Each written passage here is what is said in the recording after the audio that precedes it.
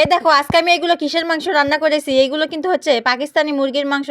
তো যাই হোক, চলো রেসিপিটা দেখে নেওয়া যাক আমি কিভাবে রান্না করছি।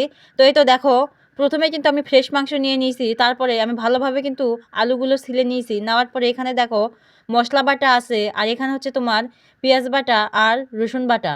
আর এই তো দেখো আজকে কিন্তু আমি ঝালের গুঁড়া দিয়ে রান্না করব, এই জন্য ঝাল বাটিনি।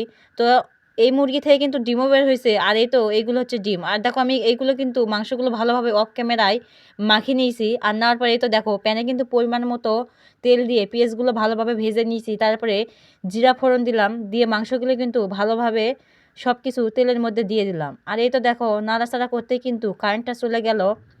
আর কারেন্ট চলে যাওয়ার পরে আমি আবার চুলায় নিয়ে আসলাম, নিয়ে এসে এই তো দেখো মুরগির মাংসগুলো আমি কিন্তু খুব সুন্দর করে কষাচ্ছি। আসলে মুরগির মাংস না, যে কোনো মাংসই ভালোভাবে কষালে কিন্তু খেতে খুবই স্বাদ হয়। তো এই তো দেখো কষানো হয়ে গেছে, আমি কিন্তু এই পর্যায়ে ঝোল দিয়ে দিলাম। দেওয়ার পরে এই তো দেখো মাংসটা কিন্তু আমার প্রায় হয়ে গেছে। আর এই তো দেখো আমার মাংসর ফাইনাল লুক। তো যাই হোক, এই মাংসটা কিন্তু খেতে কিন্তু খুবই স্বাদ হয়েছিল, কারণ এটা পাকিস্তানি মুরগি, আর পাকিস্তানি মুরগি খেতে খুবই স্বাদ হয়।